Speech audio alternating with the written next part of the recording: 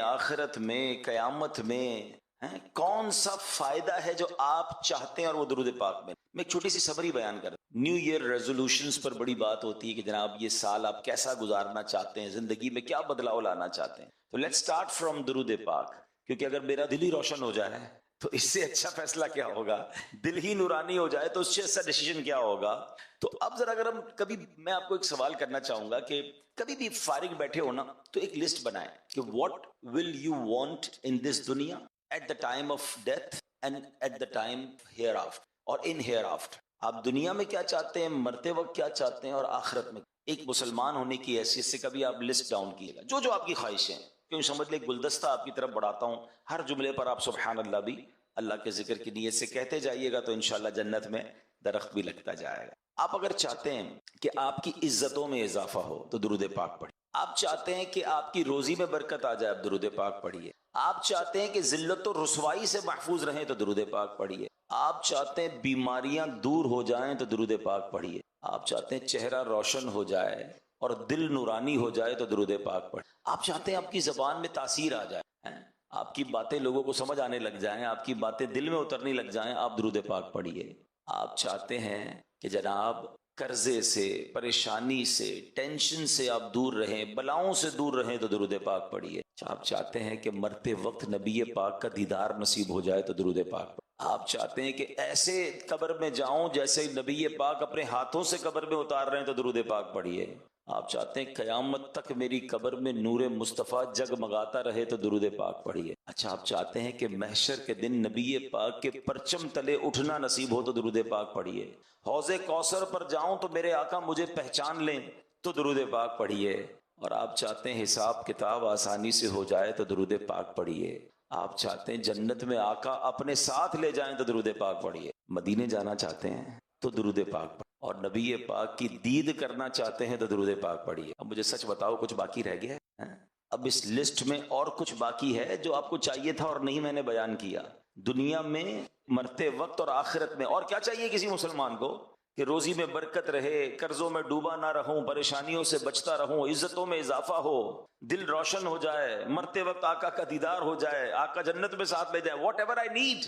میں نے جتنی باتیں بیان کی ہیں اگر کچھ لوگوں کا مطالعہ ہوگا تو شاید انہیں ہر جملے پر کوئی روایت یاد آ رہی ہو کہ ساری باتیں کم و بیش حدیثوں میں اور روایتوں میں صراحتاً موجود ہیں۔ مجھے بتاؤ نا، اتنا کچھ ہو درود پاک میں اور پھر بھی میں درود پاک نہ پڑھوں، پھر بھی جناب فضول باتیں تو جتنی کروانی کروا لیں، مگر میرے پورے ٹائم ٹیبل میں کوئی درود ٹائم نہ ہو، ایسا نہ کریں۔ Let's make a beautiful resolution, beautiful intention from today, کہ آج سے یہ نیت کر لو کہ انشاءاللہ اب روزانہ کثرت کے ساتھ درود پاک پڑھیں۔ میری زبان جو ہے نا، یقین کریں، میں آپ کو بلیو کریں کہ جن کی عادت ہے یا جن کی جو عادت کریں گے وہ خود دیکھیں گے، اگر زبان ذکر و درود سے ترک کر دی نا آپ کے بہت سارے پرابلمز، کلیمٹیز خود ہی خود حل ہونا شروع ہو جائیں گے، کیونکہ اللہ کا ذکر رحمتیں لاتا ہے، نبی پاک کا ذکر رحمتوں کی برسات کرتا ہے، تو رحمت برسے گی تو ٹینشن دوری ہوگی نا، ٹھیک ہے نا؟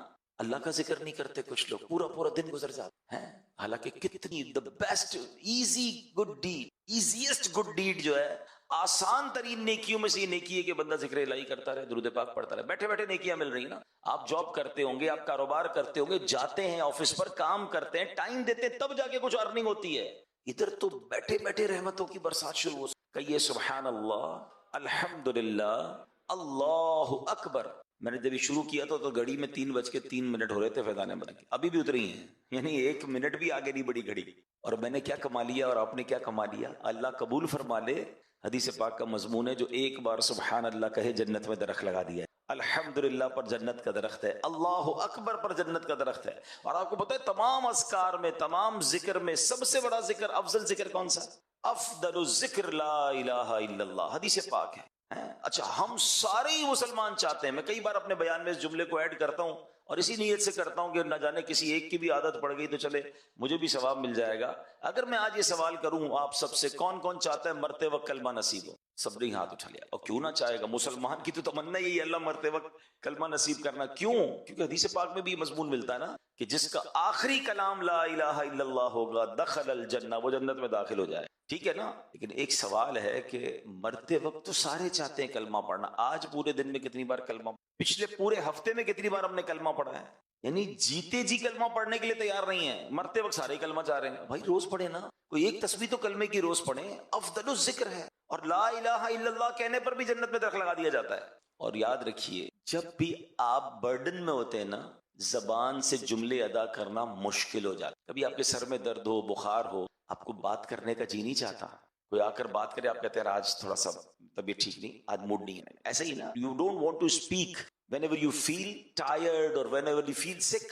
جب بھی بیمار ہوں گے، تکلیف میں ہوں گے، برڈن ہوگا، بات کرنا نہیں چاہیں گے. آپ کو پتہ ہے سکرات کا وقت تو سب سے زیادہ تکلیف کا وقت ہوگا. علماء کہتے ہیں اس دن زبان بھاری ہو جائے گی. اپنی زبان کو کلمے کا عادی بناؤ تاکہ سکرات کے وقت بھی کلمہ نکلے، زبان سے ادا ہو. تو let's make a beautiful intention. آج نیت کر لیں کہ انشاءاللہ اب روزانہ اللہ اور اس کے رسول کا ذکر کروں گا انشاءاللہ. اور اس کے لیے وقت نکالیں. صرف نیت سے کام نہیں ہوگا. You have to make your schedule.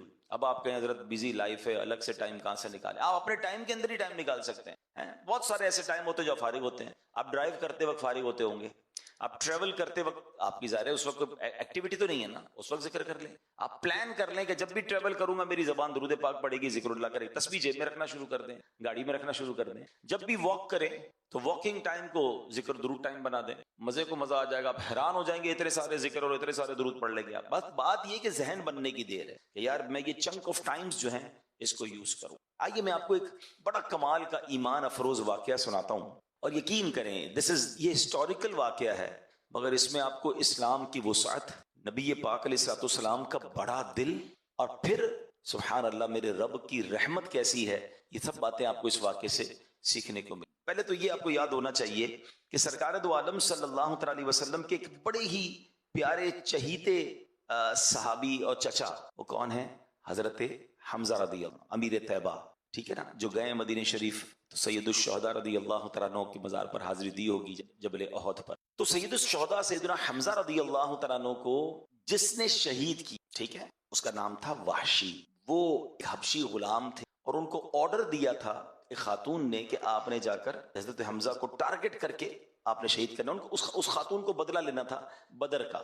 بدر کے مارکے میں حضرت حمزہ کے ہاتھوں بہت سارے غیر مسلم ہلاک ہوئے تھے، تو اب اس کا ریونج تھا. لیکن اس ریونج میں ایک اور کام ہوا کہ حضرت حمزہ کو شہید کرنے کے بعد معاذ اللہ آپ کے جسم کو کاٹا گیا اور آپ کے جگر کو بھی چبایا. نبی پاک علیہ الصلوۃ والسلام کے بہت تکلیف، ایک تو پیارے آقا بہت کلوز تھے رضی اللہ تعالیٰ، اور پھر جب یہ معاملہ ہوا تو آپ بڑی غمگین ہو گئے، بہت آنسو نبی پاک کی آنکھوں سے بہے، اور نبی پاک بہت یاد فرماتے. اتنا پیار تھا کہ پیارے آقا علیہ الصلوۃ والسلام کونین کے والی ہوتے ہوئے کم و بیش ہر ہفتے حضرت حمزہ رضی اللہ تعالیٰ عنہ اور شہداء احد کی مزار پر کرم فرمانے کے لیے تشریف لاتے. ابھی آپ غور کریں گے نبی پاک کسی کی قبر پر چلے جائیں تو پھر اس پر رحمتوں کی برسات کا عالم. تو اتنا کلوز ریلیشن، وسعت قلبی، معافی اور درگزر اور اسلام سے محبت دیکھیں. اچھا یاد رہے کہ اس خاتون نے بھی، وحشی نے بھی پھر اسلام قبول کر لیا. اب یہ دونوں صحابی ہیں تو اب ہم ان کے بارے میں کوئی مائنس بات نہیں کریں گے. جب اللہ رسول نے معاف کر دیا تو ہم کون ہوتے ہیں بات کرنے والے؟ مگر میں بتانے کے لیے کہہ رہا ہوں کہ کتنا بڑا معاملہ تھا یہ. لیکن ہوا کیا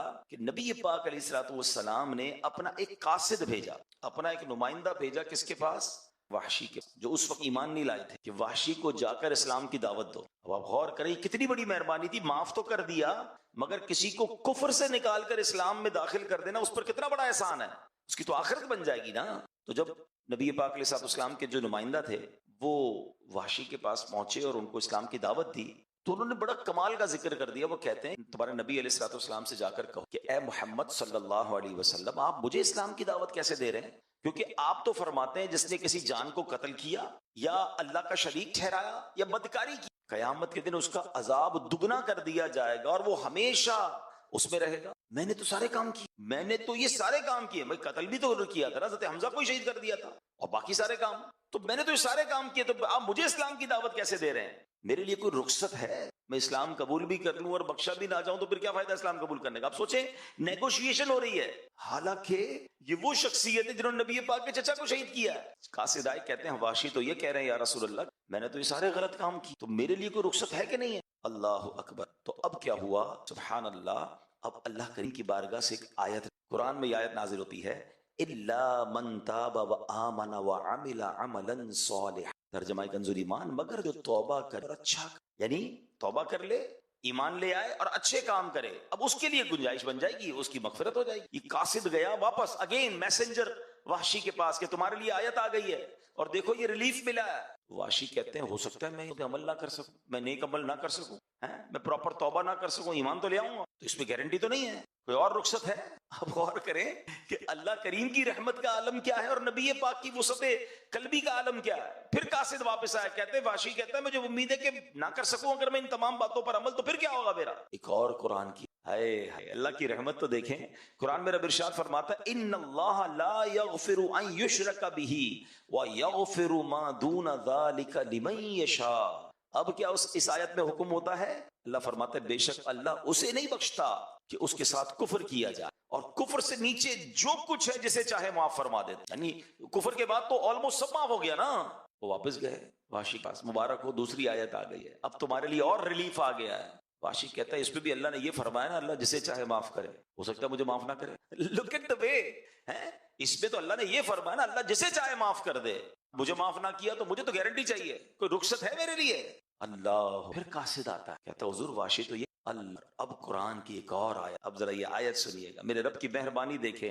اللہ فرماتا ہے قل یا عبادی الذین اسرفوا علی انفسہم لا تقنطوا من رحمت ان اللہ یغفر الذنوب جمیعا انہ هو الغفور الرحیم. اللہ فرماتا ہے تم فرماؤ اے میرے وہ بندوں جنہوں نے اپنی جانوں پر زیادتی کی, اللہ کی رحمت سے نا امید نہ ہو, بے شک اللہ سب گناہ بخش دیتا ہے, بے شک وہی بخشنے والا مہربان ہے. خود اعلان ہو گیا کہ رحمت سے مایوس نہیں ہونا ہے, اللہ سب بخش دیتا ہے.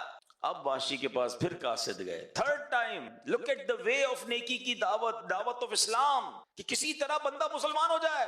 اب وحشی کہتے ہیں ہاں اس میں گارنٹی, یہ جو آیت ہے اس میں گارنٹی, وہ مسلمان ہو. جب وہ مسلمان ہوئے ان کے ساتھ کچھ ساتھی تھے وہ بھی مسلمان ہو گئے. اب صحابہ کرام علیہ رضوان نے بڑا پیارا نبی پاک سے سوال کیا, حضور یہ جو آفر, یہ جو رخصت, یہ جو ریلیف قرآن پاک میں آیا ہے صرف وحشی کے لیے یا ہمارے لیے بھی ہے؟ نبی پاک فرماتے ہیں یہ تمام مسلمانوں. آئے ہائے ساڈا بھی کم ہو گیا نا. اب ذرا غور کیجئے کہ یہ آیت کریمہ کتنی کمال کی, اور اس پورے واقعے میں کتنے لیسن ہیں.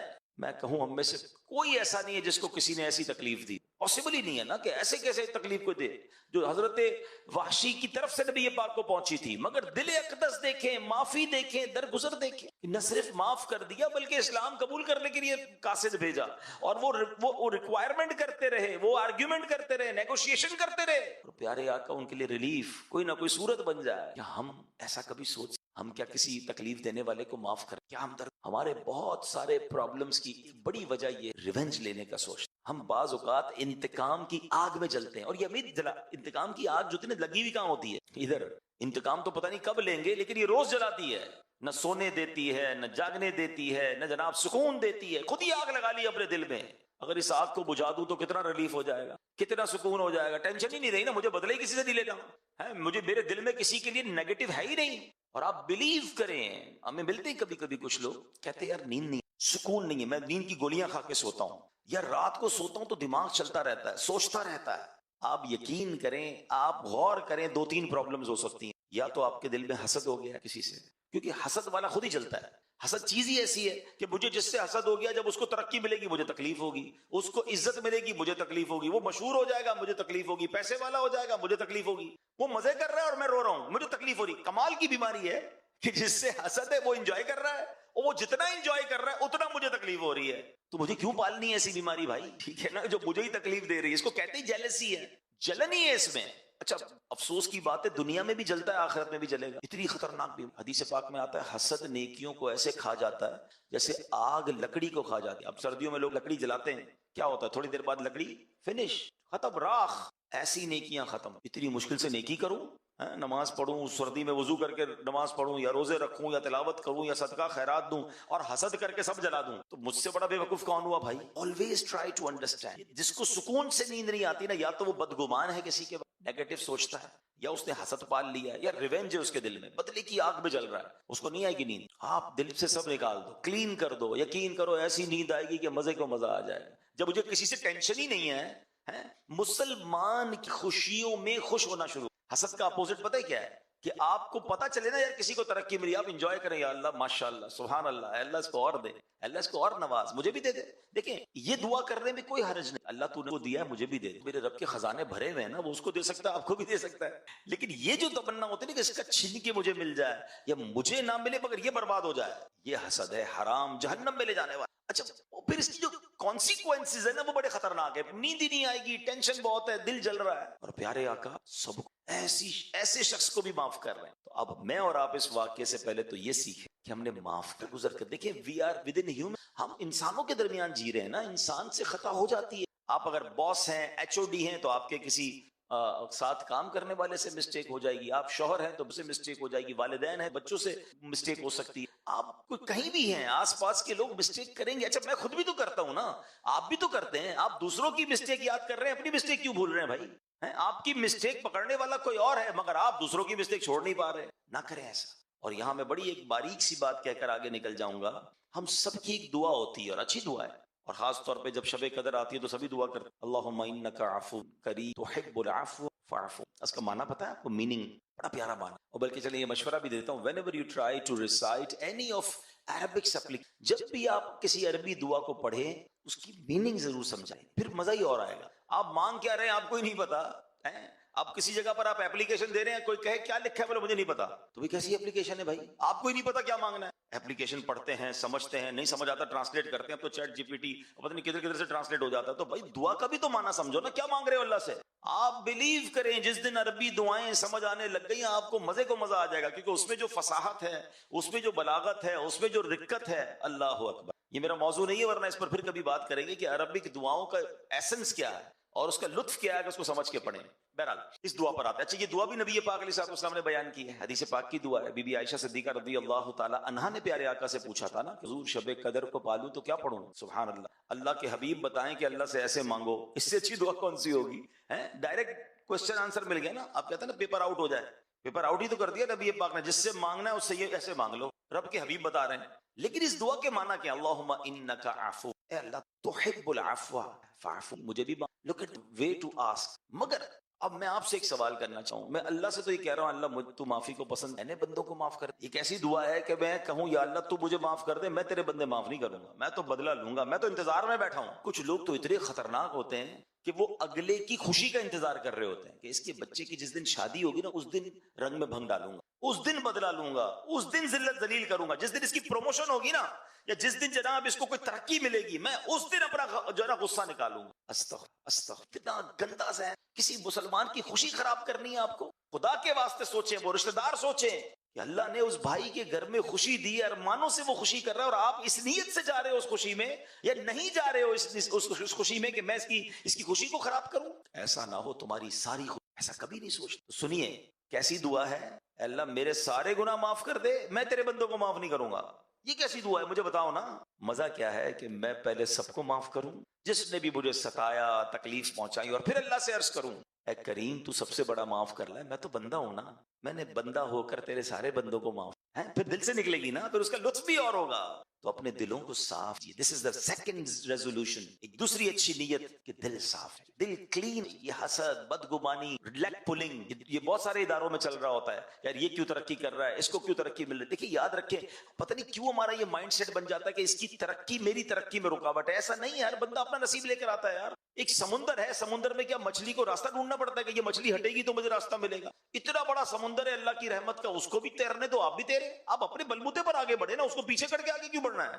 ہاں وہ کہتے نہیں وہ اصل میں اس نے وہ چاپلوسی کی تھی, تو اس نے وہ شکایت کی تھی, تو اس نے فلاں کام کیا تھا, اس لیے وہ آگے بڑھ گیا. او یار آپ ان کو چھوڑ دینا, آپ کے نصیب میں جو آپ کو مل کر رہے گا. آپ اللہ کی رحمت سے نا امید کیوں ہوتے ہیں. اصل میں حسد کی ایک بیسک وجہ پتہ کیا ہو جاتی ہے. مثال کے طور پہ میں ایک ایگزامپل دیتا ہوں, ماشاءاللہ کافی سارے لوگ, اگر میں ہمارے یہاں ذمہ دار اسلامی بھائی کو 100 ہزار کے نوٹ دوں اور میں کہوں یہاں سے بانٹنا, اب اس وقت 100 سے زیادہ اسلامی میں بیٹھے, مثال دیں کافی سارے, یہ یہاں سے شروع کریں, 1000 کا سب کو نوٹ دیں. اب میں نے اعلان بھی کر دیا کہ 100 نوٹ ہے, 1,00,000 ہے جناب، سب میں 1,000 بانٹ دے. تو ادھر بیٹھنے والا کوئی بندہ سوچ سکتا ہے کہ بھائی 100 نوٹ بانٹیں گے تو یہاں کی تو باری نہیں آئی گی، ختم ہو جائیں گے. تو وہ ہو سکتا ہے یہاں سے کھڑا ہو اور آگے جا کے لائن توڑ کر اپنا 1,000 لے لے، کیونکہ میری باری میں تو ختم ہو جائیں گے ان کے پاس. اول تو ایسا کرنا نہیں چاہیے، لیکن لاجیکلی تو سمجھ آتا ہے نا کہ ہیں 100 نوٹ بندے 200 ہیں. اچھا ان کے پاس 100 ہیں تو باقی کو ٹینشن ہو رہی.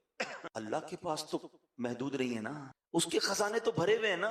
ہم یہ کیوں سوچتے ہیں کہ اس کو ملنے سے پہلے مجھے مل جائے ورنہ ختم ہو جائے گا؟ نہیں ختم ہوگا. اس کریم کے خزانے بھرے ہوئے ہیں، وہ جب سے دنیا بھری بانٹ رہا ہے. اللہ سے یہ کہو نا، اللہ تو اس کو دے رہا ہے مجھے بھی دے دے. جو اس کو دے سکتا ہے وہ آپ کو بھی دے سکتا ہے. عزت اس کو دی آپ کو بھی دے سکتا ہے، شہرت اس کو دی آپ کو بھی دے سکتا ہے، دولت اس کو دی آپ کو بھی دے سکتا ہے. اللہ سے مانگو نا، اس کا چھیننا کیوں ہے، اس کا برباد کیوں کرنا ہے؟ یہی وہ مسٹیک ہے جو ہمیں سمجھ نہیں آ رہی، اور ملتا بھی نہیں ہے. میں آپ کو صحیح بتاؤں، مانگنے سے مل جاتا ہے، اللہ کی بارگاہ میں مانگنے سے مل جاتا ہے، بندے سے چھیننے سے ملتا نہیں ہے. ساری دنیا کوشش کر لے نا کسی کو گرانے کی، اور رب نے عزت رکھی ہے، کوئی نہیں بگاڑ سکے گا اس کا. ہاں سب مل کے گرانے کی کوشش کر لیں، اللہ نے عزت رکھی ہے، اس کو عروج ہی ملنا ہے، اس کو ترقی ملنی ہے. وَتُعِزُّ مَن تَشَاءُ وَتُذِلُّ مَن تَشَاءُ بِيَدِكَ الْخَيْرُ. اللہ کے ہاتھوں میں ہے یہ. میں ہوتا کون ہوں کسی کی عزت گرانے والا، کسی کی دولت چھیننے والا، کسی کا رزق لے لوں؟ ہو ہی نہیں سکتا. یہ ادھر بٹھا لیں، میرے نصیب کا کوئی چھین نہیں سکتا، اور میرے نصیب میں نہیں وہ مجھے کوئی دے بھی نہیں سکتا. جو ہے وہی ملنا ہے، تو مانگو نا اللہ سے، خیر والی دعا کریں. خوبصورت واقعہ جو حضرت واشی کے ایمان لانے کا واقعہ لیسن ہے. جگر بڑا، دل بڑا. میرا موضوع نہیں ہے لیکن چلیں ذکر کر دیتا ہوں کہ خواجہ خواجگان خواجہ غریب نواز نے، ان کا ایک بڑا پیارا جملہ ہے کہ اللہ کے دوست کی 3 نشانیاں. اگر اللہ کا دوست بننا ہے نا 3 کام کر لیں. بڑے آدمی کے بڑے اقوال ہوتے ہیں، گولڈن ورڈز ہوتے ہیں. آپ نے ایک جملے میں گل مکا دی، بات ہی ختم کر دی. کہتے ہیں شفقت آفتاب جیسی، دل دریا جیسا، عاجزی زمین. واللہ یہ میں کہتا ہوں، میں اور کوئی بیان نہ کروں، صرف اس ایک جملے کو میں اور آپ سمجھ کر عمل شروع کر دینا، اپنا سیشن کمپلیٹ. کیا فرماتے ہیں؟ شفقت یعنی شفقت کیا ہوتی ہے؟ پیار، محبت. آفتاب کس کو کہتے ہیں؟ سورج صبح نکلتا ہے تو ڈسکریمنیشن کرتا ہے کہ جناب آج جو ہے میں صرف مسلمانوں کو روشنی، آج صرف اللہ کے فرما برداروں کو دوں گا، نافرمانوں کو. آج پیسے والوں کو روشنی ملے گی، غریبوں کو نہیں ملے گی. آج آبادیوں کو روشنی ملے گی، جنگلوں کو نہیں ملے گی. Not at all. شفقت پوری دنیا کو روشنی دیتا ہے بلا کسی ڈسکریمنیشن کے. ایسا ہی ہے. اور ہم کیا کرتے ہیں؟ ہماری مسکراہٹ بھی بڑی قیمتی ہے، جاننے والوں کو ہی دیں گے، جس کو جانتے نہیں اس کے آگے مسکراتے بھی نہیں ہیں، بلکہ ملاقات شیک ہینڈ بھی نہیں کرتے. شیک ہینڈ بھی اسی سے کرے گے جس کو جانتے. نماز پڑھنے حالانکہ مسجد میں گئے ہیں، مگر جس کو نہیں جانتے اس کو نہیں. خاص طور پہ اگر کوئی غریب کپڑوں والا ہے اسے تو ملے گا ہی کوئی نہیں. تو سب کے ساتھ ہونے چاہیے. ہاں ہمارے الگ الگ چہرے ہیں کچھ لوگوں کے. اپنی آفس پہ بڑے با اخلاق، اسمائلی فیس، کسٹمر سروس پہ کام کر رہا ہوں، اپنے کسٹمر کے ساتھ بڑے بڑے سافٹ مینر ہوں گے. یہی بندہ جب گھر جاتا ہے تو ببر شیر بن جاتا ہے. گھر والے ساری ٹینشن میں جب بندہ یہ گھر جاتا ہے. ایمرجنسی آ جاتی ہے کچھ لوگوں کے گھر میں، جلدی کھانا ریڈی کرو، گرم کرو ورنہ خیر نہیں ہے. روٹی گرم نہیں ہوئی تو ڈانٹ پڑے گی، چائے ٹھنڈی ہو گئی تو ڈانٹ پڑے گی، استری نہیں ہوئی تو ڈانٹ پڑے گی، جوتے پالش نہیں تو خیر نہیں. بندہ کہ بندہ گھر میں آیا، انسپیکٹر آیا ہے. حالانکہ حدیث پاک کا مضمون ہے کہ تم میں بہترین وہ ہے اپنے گھر والوں کے ساتھ بہترین ہے. اور پھر نبی پاک اپنے بارے میں فرما رہے، سن لو میں تم سب سے زیادہ اپنے گھر والوں کے ساتھ بہترین ہوں. اگر ہم ہیں ایسے، اچھا پھر گھر والوں میں بھی کیٹیگرائز کر دیا نبی پاک علیہ الصلوۃ والسلام نے. اس میں بھی ون آف دا ٹاپ کون ہے کہ ایک بار پیارے آقا علیہ الصلوۃ والسلام کی بارگاہ میں ایک شخص آیا، سب سے زیادہ اخلاق کی حقدار کون ہے حضور؟ اس کے بعد تھرڈ ون، تیسرا کون حضور؟ فرمایا تیری ماں. حضور اب کون؟ ایک اور خوبصورت بات بتا، علماء نے اس حدیث کو بڑا خوبصورت انٹرپریٹ کیا، بڑی پیاری اس کی شرح بیان کی. وہ کہتے ہیں نا ہم خود ہی حدیث سمجھ لیں گے، خود ہی قرآن سمجھ لیں گے. بھائی ہمارے پاس وہ علم نہیں ہے جو علماء کرام اور مفسرین اور شارحین کے پاس ہے. مشکل کتابوں کو آج بھی پڑھنے کے لیے استاد چاہیے ہوتا ہے. اگر یہی کتابوں سے پڑھ کے علم کرنا آسان ہوتا تو چلیں آج سے MBBS کی کتابیں خود ہی پڑھ لیں، ڈاکٹر بن جائے اور آپریشن شروع کر دیں. ہر آپریشن یوٹیوب پر بھی موجود ہے، ہر آپریشن کتاب میں بھی لکھا ہوا ہے. اٹھائیں چھری، اٹھائے کاٹے، کاٹ دے. بندہ کہ نہیں بھائی کتاب سے آپریشن نہیں ہوتا، پریکٹس سے ہوتا ہے، ٹیچر چاہیے. اس میں سب سمجھ آتی ہے کہ ہاں بھائی جب تک پریکٹس نہ ہو، ہاؤس جاب نہ ہو، بندہ علاج نہیں کر سکتا، وکالت نہیں کر سکتا، فلاں کام. علم کے بارے میں، دین کے بارے میں بندہ کہتا ہے علماء کی کیا ضرورت ہے؟ سوشل میڈیا پہ یہ بھی تو شوشے چھوڑے جا رہے ہیں نا کہ بھائی کیا ضرورت ہے علماء کے پاس جانے کی، کتابیں ہیں نا، گوگل سے سرچ کرو، گوگل مفتی فتویٰ دے دے گا. اللہ کے بندو، گوگل ذرا سوچو تو صحیح، گوگل بنایا کس نے؟ یہ ساری ٹیکنالوجیز کیا مسلمانوں نے بنائی ہیں؟ تو کیا آپ کو نہیں لگتا کہ اس میں کچھ ایسا بھی ڈال دیا ہو جو اسلام کے خلاف ہو؟ آپ تو سرچ کریں گے اور عمل کر لیں گے. آج بھی معاذ اللہ ہم کام کر رہے ہیں دعوت اسلامی والے اس پر کہ آج بھی بدقسمتی سے اسلام لکھیں، قرآن لکھیں، دین لکھیں، سرکار علیہ الصلوۃ والسلام کا نام لکھیں، ٹاپ پر بدعقیدوں کی باتیں آ جاتی ہیں, غیر مسلموں کی باتیں آ جاتی ہیں, ماد اللہ قادیانیوں کی باتیں آ جاتی ہیں. دعوت اسلامی اس کو کاؤنٹر کر رہی ہے, ہمارا آئی ٹی ڈپارٹمنٹ پورا اس پر کام کر رہا ہے. مگر یہ سوچنے کی بات ہے نا کہ دین جو ہے وہ کیسے بغیر علماء کے اور بغیر ایکسپرٹ سے میں سمجھوں گا. اب صرف اس حدیث پر اگر میں بات کروں, ایک عام نوجوان پڑھے کہ یار پھر تو والد کی کوئی فکر ہی نہیں کرنی, ماں 3 بار نبی پاک نے فرمایا بس میں جانوں میری ماں جانے, ابا گیا فارغ, اپنی طرف سے فیصلے نہیں کرنے. اب علماء نے اس کو انٹرپریٹ کیا, سنیے گا. علماء فرماتے ہیں نبی پاک کا ہر لفظ جو ہے نا اہمیت کا, پیارے آقا کی زبان سے نکلا ہے نا, وہاں سے کوئی فضول بات کا تو تصور ہی نہیں ہے نا. وہ دہن جس کی ہر بات وحی خدا, چشمہ علم و حکمت پہ 3 بار ماں کیوں کہا اور 1 بار والد کیوں کہا؟ دیر از اے لاجک بیہائنڈ دس. اور کیا خوبصورت لاجک بیان کی علماء نے. کہتے ہیں ماں 3 احسان کرتی ہے بچے پر, بڑے احسان. ویسے تو ساری زندگی ماں کے احسان ہوتے ہیں. ماں 9 مہینے پیٹ میں بچے کو پالتی, پھر وہ ماں جو ولادت کے وقت, ڈیلیوری کے وقت جو اسے تکلیف ہوتی ہے وہ انبیئربل ہوتی ہے, اور اس میں مائیں موت کی آگوش میں چلی جاتی ہیں, موت کو ٹچ کر کے واپس آتی ہے ماں بچے کے لیے. اور تیسرا پھر ماں اس کی پرورش کر. ٹھیک ہے, فرمایا یہ تو ہو گئی ماں کے 3 احسان. ان تینوں کیٹیگریز میں والد ایک احسان کرتا ہے کہ بچے کی پرورش کرتا ہے. تو پیٹ میں بچے کو نہیں پالتا نا, ولادت کی تکلیف والد کو نہیں ہوتی, تو اس لیے 3 بار ماں فرمایا اور 1 بار والد. ہر لفظ کے پیچھے حکمت ہے. اور پھر علماء نے اس کو سمرائز کیا کہ اب کرنا کیا ہے ماں باپ کے ساتھ. فرمایا خدمت ماں کی زیادہ کرنی ہے, عزت والد کی زیادہ کرنی, کیونکہ وہ والدہ کا بھی شوہر ہے نا. ماں سے زیادہ عزت والد کی کرنی ہے, مگر خدمت جو ہے دونوں میں ملا کر والدہ کرنی. مگر نا come again to the point, الگ الگ چہرے ہیں نا. شفقت سب کے لیے آفتاب جیسی نہیں ہے. دوست کے لیے آدھی رات کو حاضر, کوئی دوست ہمیں رات کو فون کرے یار ذرا موٹر سائیکل کہیں گاڑی خراب ہو گئی, رات کو 3 بجے پہنچ جاتے ہیں دوست کے. میں نہیں کہتا دوستوں کے ساتھ اچھا برتاؤ نہیں ہونا, مگر کبھی رات کو دیر سے امی ابو کوئی کام کہہ دیں, دوائی لانی ہو, ہے کوئی خدمت کرنی, امی ابھی ٹائم ہے, تھکا ہوا ہوں, سونا ہے, صبح آفس جانا ہے, تو بتاؤ نا یہ کیا کیٹیگری. پریورٹی کس کو دینی تھی؟ ماں باپ کو, فیملی کو, پھر بار والوں کی باری آنی تھی. تو خیر خواجہ صاحب کا جملہ آج میں چاہوں گا اب یاد کر کے جائیں, شفقت آفتاب جیسی. دوبارہ ریپیٹ کر لیں, شفقت آفتاب, دل دریا جیسا. اب دل دریا جیسا سے کیا مراد ہے کہ آپ نے دیکھا ہوگا جو دریا ہے, کبھی کسی دریا پر کوئی بورڈ دیکھا ہے کہ جناب اس دریا میں صرف منرل واٹر آ سکتا ہے, آبشار کا پانی آئے گا, بارش کا پانی آئے گا, نو گندا پانی ایٹ آل. دریا میں بارش بھی آ رہی ہوتی ہے, آبشار بھی آ رہا ہوتا ہے, ندی نالے بھی آ رہے ہوتے ہیں, جانور بھی نہا رہے ہوتے ہیں. دریا سب کو لے کے چل رہا ہوتا ہے, اپنے رنگ میں رنگ کے چل رہا ہوتا ہے. اس کا مطلب یہ کہ دل دریا جیسا ہونا. آپ کی حوصلہ افزائی کرنے والے بھی ہوں گے, آپ کو اپریشیٹ کرنے والے بھی ہوں گے, اور آپ کو کرٹیسائز کرنے والے بھی ہوں گے. زندگی میں یہ ہوتا رہتا ہے, یاد رکھیے گا. اگر آپ, میں بڑی ویژنری بات کرنے جا رہا ہوں, یہ آپ کو آفس میں بھی کام آئے گی, فیملی میں بھی کام آئے گی, محلے میں بھی کام آئے گی, اور دین کے کاموں میں بھی کام آئے گی. اگر بڑا کام کرنا ہے نا تو جگر بڑا کر لو, دل بڑا کر لو. جو خواجہ صاحب نے فرمایا دل دریا جیسا کر لو, تو آپ کامیابی پاؤ گے. آپ بات بات پر اگر ناراض ہونے والے ہیں کہ یار اس نے دل توڑ دیا, اس نے جناب ڈسکریج کر دیا, ساتھ تو دیتا کوئی نہیں ہے, کون کرے بھائی کام, تو پھر آپ کچھ بھی نہیں کر سکتے. آپ کام کریں گے تو محبت کرنے والے بھی ملیں گے, کچھ کرٹیسائز کرنے والے بھی, سب کو لے کے چلے, برداشت کریں. نبی پاک نے کیا کیا؟ پیارے آقا جب اسلام کی دعوت پیش کی, نبی پاک کے تو اپنے مخالف ہو گئے تھے نا, فیملی ممبر مخالف ہو گئے, ساری زندگی نبی پاک کے گن گانے والے. آپ کو پتا ہے پیارے آقا کا اسٹیٹس کیا تھا؟ اسلام کا اعلان کرنے سے پہلے آپ سب سے بڑے لوگوں کی امانت رکھنے والے تھے, امین کہتے تھے لوگ, اور اپنے پیسے رکھواتے تھے, اپنی چیزیں رکھواتے تھے. اتنا بھروسہ تھا نبی پاک پر. اللہ, آپ نے اللہ کا نام لینا تو کیا شروع کیا, آپ کی اپنی فیملی ممبر آپ کے خلاف ہو گئے, جان کے پیاسے ہو گئے. نبی پاک بھی کہہ دیتے کہ بھائی کیا ضرورت ہے, اتنی مخالفت ہو رہی ہے, میں جانوں اللہ اللہ کرتا رہوں گا ساری. ہادی تو پیمبر تھے, وہ تو اللہ کا پیغام لے کر آئے تھے, ڈٹے رہے. کتنی تکلیفیں, پتھر مارے گئے طائف میں, آقا نے تو ہمت. اچھا پھر سارے انبیاء کی ہسٹری پڑھیں نا, حضرت نوح کی ہسٹری پڑھیں, حضرت موسیٰ کی پڑھیں, حضرت عیسیٰ, سب کو تکلیف ہوئی ہے, سب کو ستایا گیا. اچھا پھر اولیاء کرام کی ہسٹری پڑھ لیں. ہم خواجہ غریب نواز کا ذکر کر رہے ہیں, ہندوستان آئے تو کیا ریڈ کارپٹ ملا تھا آپ کو؟ ایوری بیکم اینیمی آف ہم. کوئی بیٹھنے نہیں دیتا تھا, کوئی پانی نہیں پلاتا تھا, کوئی جناب بات نہیں سنتا تھا. مگر پھر and of the day result کیا آیا؟ ڈٹے رہے نا, ہمت میں رہے, دل دریا جیسا تھا. 90 لاکھ کم و بیش غیر مسلموں نے خواجہ کے ہاتھ پر اسلام قبول کیا. دس از دا ریزلٹ. یہ کب ملتا ہے؟ جب دل دریا جیسا ہو. اتنا سا دل ہو تو کچھ نہیں ہوتا. کئی لوگ نیکی کا کام شروع کرتے ہیں, کہتے ہیں کوئی ہمت توڑ دے کہ میں نہیں کرتا, بھائی کوئی ساتھ ہی نہیں دیتا, آج کل نیکی کا زمانہ ہی نہیں. وہ نہیں کر سکتے. بالکل اسی طرح کاروبار میں بھی آپ کے ساتھ ہوگا. آپ کاروبار کریں, آپ کہیں نئی آفس کھول لیں, نیا ویژن لے کر نکلیں, لوگ ڈسکریج کریں گے. کچھ لوگوں کا کام ہی یہی ہوتا ہے یار, کوئی بات نہیں, ان سے الجھنے میں بھی ٹائم ضائع نہیں کرنا چاہیے. یہ بھی پرابلم ہے, یا تو ان سے لڑنے لگ جائیں گے, مجھے کیوں ایسا کہا. اب جتنی دیر آپ ان سے لڑ رہے ہیں نا, آپ کا کام رک گیا ہے. وہ تو چاہتا یہی تھا کبھی روڈ پر چلتے ہوئے کتے کو جواب دیا آپ نے؟ آپ جا رہے اور کتا بھونکنا شروع کر دیا، آپ کہ میں بھی رک کے اس کو بھونک کے جواب دوں، جب تک یہ چپ نہیں ہوگا میں بھی چیختا رہوں گا، اور کتا تو موج میں آ جائے گا، چلو بھائی میرا ساتھی مل گیا، کمپیٹیٹر مل گیا۔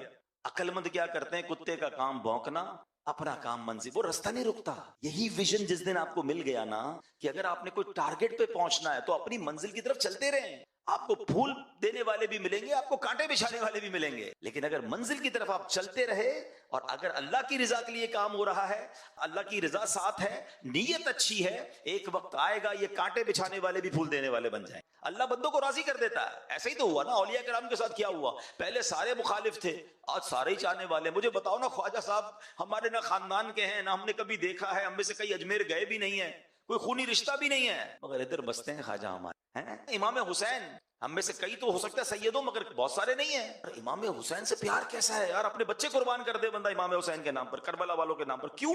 انہوں نے اللہ کو راضی کیا، انہوں نے رب کو راضی کیا، رب نے سب کو راضی۔ ٹارگٹ یہ ہونا چاہیے، ہم سب کو راضی کرنے کے چکر میں رب کو ناراض کر دیتے ہیں۔ تو اگر آپ نے بڑا کام کرنا ہے نا تو دل، ریپیٹ کریں گے، دل دریا جیسا، شفقت آفتاب جیسی، دل دریا جیسا۔ تیسرا جملہ سنو، خواجہ صاحب کہتے ہیں اللہ کا دوست جو ہوتا ہے نا اس کی 3 نشانیاں۔ تیسری نشانی فرماتے عاجزی زمین۔ ہاں، ابھی کس پہ بیٹھے ہو آپ اور میں؟ زمین پر بیٹھے ہیں، ہمارے پیروں تلے زمین ہے۔ اچھا، زمین پر سجدہ بھی کوئی کرتا ہے، خوش ہوتی ہوگی زمین، مگر زمین پر برائی بھی کر رہا ہے۔ مگر زمین سب کے لیے بچھی ہوئی، زمین کو کوئی گھاس بھی لگا رہا ہے، اس پہ پھول بھی اگا رہا ہے، اس کو بھی زمین موقع دے رہی ہے، اور زمین پر کوئی گندگی کر رہا ہے، زمین اس کو بھی کچھ نہیں کہہ رہی ہے۔ عاجزی اللہ کو بڑی پسند ہے، بچ جائے کہ دانا خاک میں مل کر گلے گلزار۔ جب بھی آپ نے پھل والے درخت دیکھے ہوں گے نا، پھلدار درخت، جس درخت پر پھل لگتے ہیں نا وہ آلویز جھکتا ہے، جتنے پھل لگتے جائیں گے وہ نیچے آتا جائے گا، اکڑ کے نہیں کھڑا ہوتا۔ اگر آپ بھی چاہتے ہیں نا آپ کو پھل لگ جائے، جھکنا شروع کریں، عاجزی، ہمبل رہیں۔ کبھی یہ نہ کہیں یہ میں نے کیا ہے، میری ہوشیاری سے آگے بڑھا ہوں جناب، میری اسٹڈیز نے مجھے یہاں تک پہنچایا، میرے تجربے نے، یہ میرے فیصلے نے مجھے ترقی دی۔ کچھ لوگ کہتے نظر آتے بھائی یہ میرا کمال ہے، کبھی مت سوچ میرا کوئی کمال نہیں۔ مجھ سے زیادہ ہوشیار لوگ پریشان ہیں، مجھ سے زیادہ جناب انٹیلیجنٹ لوگ ہمارے سے بہت نیچے ہیں، یہ اللہ نے مجھ جیسے کمزور آدمی کو یہاں تک پہنچا دیا۔ ہمیشہ یہ ذہن میں ہونا چاہیے، ہر حال میں اللہ کا شکر ادا۔ تکبر جو ہے نا وہ بربادی لاتا ہے۔ بتائیے نا، دنیا میں سب سے پہلا گناہ کیا ہوا؟ The very first sin on this universe، تکبر ہی تو۔ شیطان نے کیا کیا؟ حضرت آدم کو سجدہ نہیں کیا تھا، کیا پرابلم تھی؟ پراؤڈ۔ انا خیر من، کیا کہا تھا اس نے اللہ کی بارگاہ میں؟ اللہ میں سے بہتر ہوں۔ خلقتنی من نار وخلقتہ من طین، اے اللہ مجھے آگ سے بنایا، اس کو مٹی سے بنایا، میں اس سے بہتر ہوں۔ ایک تکبر کیا۔ شیطان شروع سے ہی اللہ کا نافرمان نہیں تھا، اس کا نام عزازیل تھا، فرشتوں کا استاد تھا۔ اس کے چہرے کا نور چھین لیا گیا، اس کی عبادتیں برباد کر دی گئیں، اس کو لعنتی قرار دے دیا اللہ کی بارگاہ سے، جہنم کا حقدار ہو گیا وہ۔ Now I have a big question in front of all of you۔ ایک بار پراؤڈ کرنے والے کا یہ حال ہوا، جو روز پراؤڈ کرتا ہو، جو روز تکبر۔ ہم کہہ رہے ہوتے ہیں، بہت سارے لوگ کہہ رہے ہوتے ہیں میں اس سے بہتر ہوں۔ شیطان نے بھی تو کہا تھا انا خیر من، میں اس سے بہتر ہوں۔ کوئی کہتا ہے میں پڑھا لکھا ہوں، یہ جاہل ہے۔ میں ایکسپیرینسڈ ہوں، یہ ان ایکسپیرینسڈ ہے۔ میں خوبصورت ہوں، اس کے چہرہ کا رنگ اچھا نہیں ہے۔ میں مالدار ہوں، یہ غریب ہے۔ میں طاقتور ہوں، یہ کمزور ہے۔ میری بات سنی جاتی ہے، میرے ہاتھ میں اقتدار ہے، میرے ہاتھ میں ڈیسیژنز ہیں، اس کی کیا حیثیت ہے؟ یہ کیا ہے؟ پھر بتاؤ نا تکبر کی تعریف کیا ہے؟ What is the meaning of proud? تکبر کی تعریف ہی یہی ہے کہ بندہ اپنے آپ کو دوسرے سے بہتر سمجھے، اس کو حقیر جانے۔ تو صبح شام ہو رہا ہے، ہر بندہ تو ہر دوسرا آدمی تکبر کر رہا ہے اور اس کو احساس ہی نہیں کہ وہ کتنا بڑا گناہ کر رہا ہے۔ یہ کبیرہ گناہوں میں سے، بڑے بڑے گناہوں میں سے یہ گناہ اتنا سخت ناپسند ہے اللہ کریم کو۔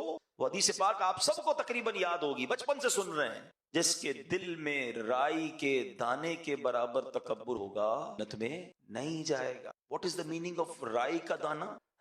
اتنا ہوتا ہے سیڈ، دل میں اتنا تکبر ہوگا وہ جنت میں نہیں جائے گا۔ جس کا پورا دل ہی تکبر سے بھرا ہوا ہے اس کا کیا؟ تکبر کو تو قریب بھی نہیں آنے دیں۔ ان کی ساری سب کے ساتھ محبت، پیار۔ پھر ریپیٹ کر لیتے ہیں خواجہ صاحب کے 3 فرمان، شفقت آفتاب جیسی، دل دریا جیسا، اور عاجزی زمین۔ یہ یاد کر لو، آج آپ سمجھ لو یہ آج آپ کا ٹریننگ سیشن ہے، اور اس کو ریپیٹ کرتے رہیے۔ جیسے جیسے ریپیٹ کریں گے اور اس پر عمل کرتے جائیں گے، you will feel change in your life. اب میں واپس آتا ہوں، اللہ کی رحمت کی بات ہو رہی، حضرت وحشی کا ہم نے واقعہ۔ خدا کی قسم اللہ کی رحمت ایسی ہے کہ بندہ سنے اور سنتا چلا جائے، اور بعض اوقات تو عقل حیران ہو جاتی ہے کہ اللہ کریم کس قدر مہربان ہے۔ اب اس میں بزرگ جو ہو جاتے ہیں نا، جو لوگ عمر زیادہ ہو جاتی ہے، بال سفید ہو جاتے ہیں، ان سے کتنا پیار فرماتا ہے۔ ایک بار حضرت عمر فاروق رضی اللہ عنہ سے مروی ہے، آپ اس نے اخلاق کے پیکر، نبیوں کے سرور صلی اللہ علیہ وسلم کے اقدس میں ہاتھ، تو آپ علیہ الصلوۃ والسلام کو روتا ہوا دیکھ حضرت عمر فاروق نے دیکھا کہ نبی پاک عرض کی حضور آپ کیوں آنسو بہا؟ آپ علیہ الصلوۃ والسلام نے جواب دیا پاس جبرائیل انہوں نے کہا مجھے